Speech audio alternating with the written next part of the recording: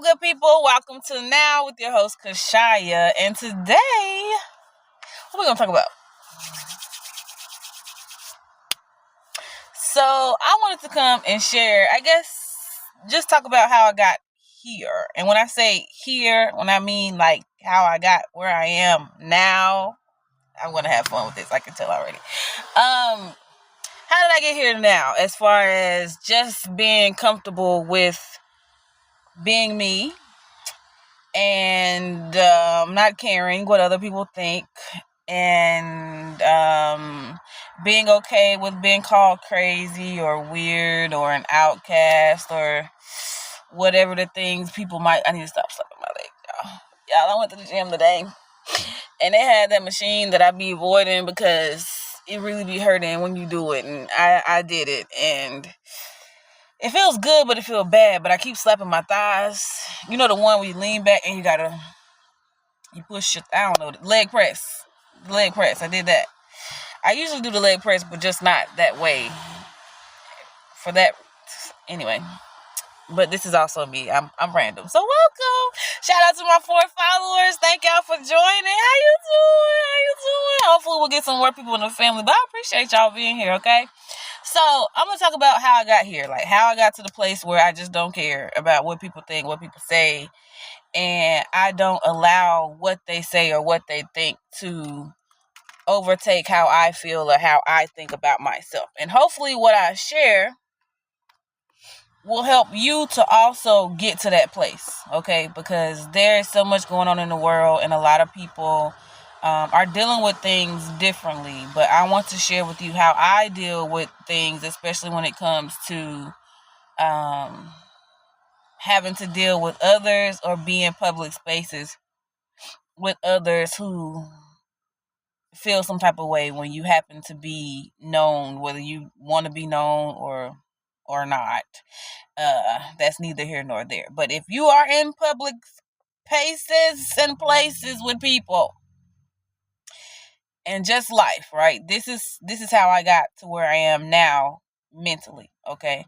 So first of all, give you a little background.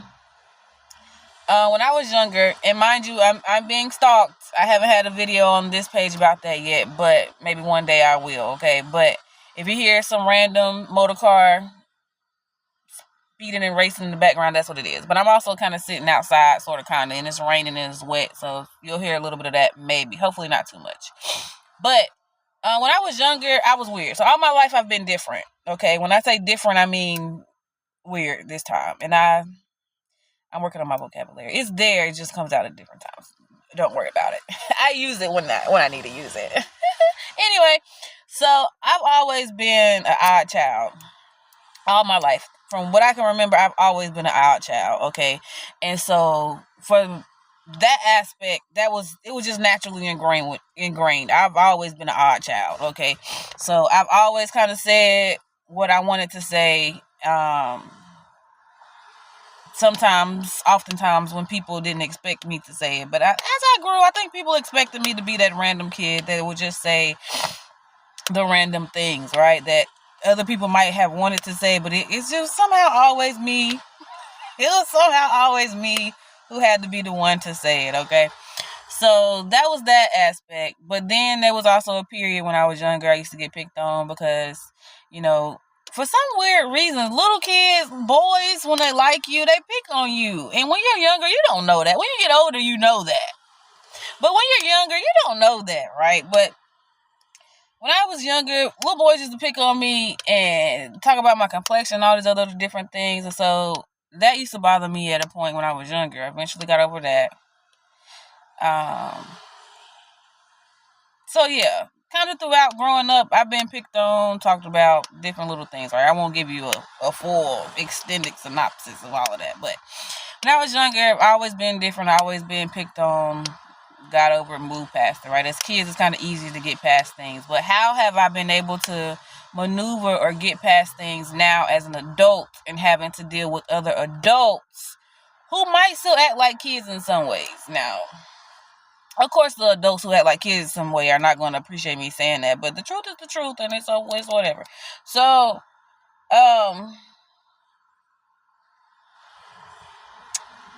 the biggest thing for me has been acceptance, right? Accepting what is and deciding that I'm going to move forward regardless. Deciding that regardless of what's said or what goes on, I have to live with me. And because I know I have to live with me, and what I mean by that is I have to live in this body. Nobody else but me. So anybody else outside of me don't have nothing to do with me, for real, for real. That's the mindset I had to um absorb it deeply, because when you are being stalked or gang stalked or watched, and you still have to live life, like, I truly believe that the end goal for the people that set up this whole thing for me to be stalked or watched or tracked or followed and all these other different things that are taking place in my life, I truly believe they thought that I was not strong enough to be able to deal with all of this, because I mean, who would truly want to deal with this, right?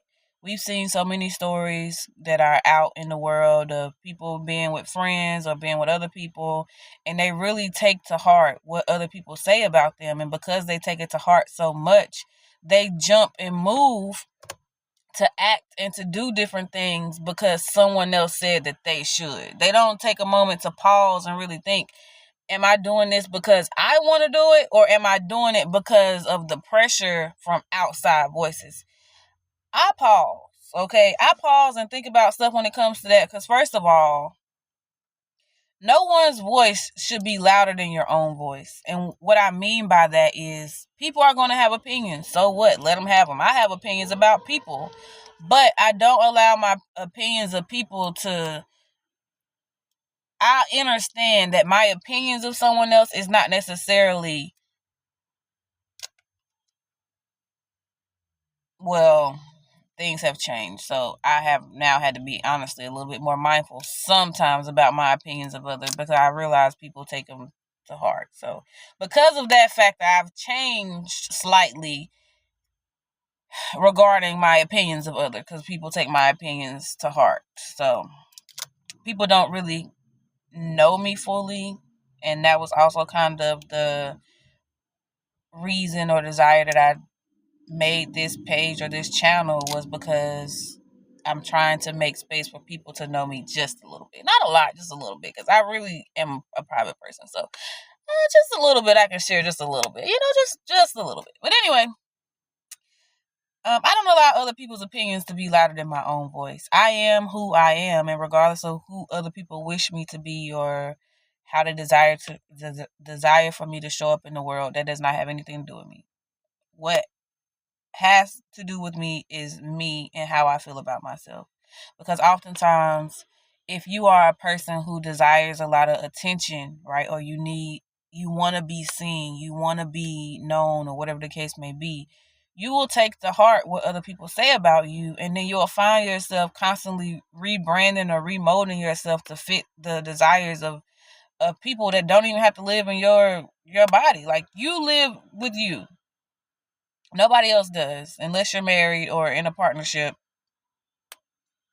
I won't go on that, but unless you're married or in a partnership, nobody else lives with you, right? If you're a mom or a dad, that's kind of different, right? You got little ones, but at the end of the day, yes, your voice still has to be louder than the voices of your little ones, right? You're the adult, so you have to get yourself together to be able to help these kids get themselves together. So, I also realized too that oftentimes a lot of people critique you because they just want to see if they got control over you in the first place. A lot of people critique you to see if you will necessarily jump sometimes, to see if they're able to have control over you. And God gave us sovereignty to be able to control ourselves, to have dominion and control over ourselves. So I've never really been one to keep up with trends or different things like that. So being left out or being not included, I mean, none of those things ever really fully bothered me, because I was never ever the person to kind of have to jump on what's trendy or not. Like, I usually go the opposite way. If the majority is going one way, I always question that. I just do. If the majority is going over here, let's say the majority wants blue, and the other option is red, I'm going with red. I've just always been that way. I don't know. The majority can say blue, I'm going with red. I could really, really, really like something, but if everybody decides they didn't now like that thing, I'm not going to like it as much anymore. I might like it, but I'm not going to want it while everybody else want it. I'm going to wait till everybody else don't want it, and then I'm going to want it. I don't know why I'm set up that way. I just am. I like my stuff to be my stuff. I don't know. I don't think it's selfish. It could be selfish, but I don't think it's selfish. But I think the major thing though out of all of this is just realizing that you have full control over you. You don't have to do everything that someone else says you should do. Now, if they're coming from a space where they are trying to mentor you out of love or out of like genuine desire or interest to see you be and become better, that's a little bit different. Like, you want to take in consideration what they're saying, right? You want to be able to have the ability to see what they're saying and see if you can apply it to yourself and adjust and do and become better. But if they are saying things and it's only because they're bitter concerning whatever they may see about you, those are the people you ignore. Tune them out. Laugh if need be, because sometimes I do laugh at people when I realize that they're doing things trying to get up under my skin or whatever the case may be. I laugh at them. Like, and the reason I laugh is because I don't think people realize that their opinions don't hold that much weight for everybody. Like, I think we've established a society where people feel like when the voice is a collective group, and just because it's a collective group, that it holds weight. And I'm not saying that doesn't, that isn't the case, because sometimes it does. But when you are someone who's sound and secure concerning who you are, it's not going to hold weight, especially if it's a toxic collective voice. Like, sometimes people just group together because that's just the natural thing to do, right? People want community, and there's nothing wrong with community. I think community is beautiful, which is why I started this channel in hopes that I could establish community, right? But I think you just really have to take time to hear what you're saying about you, right? If you spend so much time listening to what other people say about you, and you have not established who you are, or you have not established being comfortable in your own skin and your own thoughts and your own desires, then you'll take in what everybody else is saying and feel like you have to immediately jump on those things because everybody is saying those things about you. You don't have to do that if that's not what you desire. If people are telling you that you need to lose weight, and you like your size, whatever size you may be. You could be already extra skinny. You could already be maybe a little juicy. Maybe you're a thick girl. Okay, I'm a little thick myself. So if you like where you are, and people are telling you need to lose weight, and you're not ready, or you don't, that's not what you want to do. You don't have to rush to lose weight. You don't have to rush to do XYZ just because people are demanding that you do it immediately. It's your life. And when you realize that it's your life, you will live your life based off of what you want. So the major key in being able to be naked and unashamed is really taking stock and inventory on your voice, right? What's your voice? Your voice isn't going to steer you wrong. And if you have faith and you believe in God, his voice is not going to steer you wrong, right? His voice is not going to steer you wrong. It's not going to bring any confusion or anything like that to you. You might have some questions. I know sometimes God talks to me about different stuff, and I got questions. But so did other prophets. So did other people in the Word that God was talking to and dealing with. They had questions. Sometimes they had questions. So there's nothing wrong with asking God questions. It's just allow him to answer you if he's about to answer you or not, and then just go on about your business, right? So there's nothing wrong with asking God questions. There are people in the Bible who ask God questions, okay? It's not like we can't question God. We have a relationship with him. So when you have a relationship with somebody, you ask them questions. Y'all have conversation. Y'all have a back and forth, right? Hopefully you're not having too many arguments, but arguments happen sometimes. It's part of relationship. So being able to be naked and unashamed you have to be solid on who you are. And if you aren't spending time with figuring out who you are and what you want outside of the voices of what society says you should be or should have or should do, then it's going to be kind of hard to show up naked and unashamed, because you'll allow society to shame you on everything that you want to do. So if you decided that you wanted to write a book, if you decided that you wanted to create a coloring book, if you decided that you wanted to create stickers and sell them or whatever the case may be, and society told you, well, you're too old to be doing elementary stuff, but you want to do elementary stuff, then you should do elementary stuff. You know what I'm saying? But if you are not solid on who you are and on your inner voice, you'll allow the outside voices to impact you. So the first and major key to being on your way to being naked and unashamed is knowing who you are. And for me, I grew up in church. I grew up raised in church, and I think that also helped me too with just being solid. On top of already having experienced little silly stuff like this younger from, school and growing up, friends, associates or whatever. God had already lined me up to be equipped to know how to deal with stuff like this, because I already had experience with it when I was younger, right? But on top of that, just knowing that regardless of what I go through or what may be experienced, what may be said, because I have a relationship with God, that was another solid foundation, right? That should be the most important foundation, right? Who you are in your faith and who you are, period, are the top two things that you should be working on. Um, the world can tell you anything. It doesn't necessarily mean the world is right, right? It doesn't necessarily mean what I tell you could be right for you. But this is what worked for me. So I'm just sharing what worked for me to get now, because now I walk around with joy. I can be outside looking crazy. I can be outside looking cute. I can be outside looking in between. Like, was I trying to be cute or was I trying to be looking crazy? Sometimes I might be doing both, and I would be still perfectly fine with it. I'll be in my head talking about myself. So sometimes if people are talking about me, it's like, oh, I thought that too, and I just keep rolling. Sometimes they'll say stuff I didn't think about, but when they say it, I'm like, oh, they lying. They really like me, but it's okay. I just, you just gotta let people talk. Just let people talk, and make sure that when you talk to yourself, you're talking to yourself nicely. Okay? Make sure that when you talk to yourself, you're talking to yourself nicely. Me, I'm a little different, so sometimes I talk to myself and it's not always nice, but it's nice as in like I'm yelling at myself to do something. You know what I'm saying?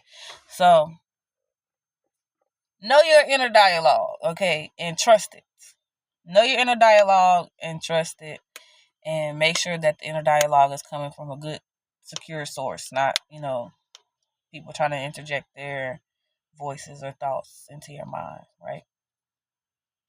So that's how I got here now. And hopefully what I share with you will help you to get to the place where you can be naked and unashamed, so you can live in the year of 2026 naked and unashamed and beyond. I'll catch y'all later on the next video. Deuces. Have a great day.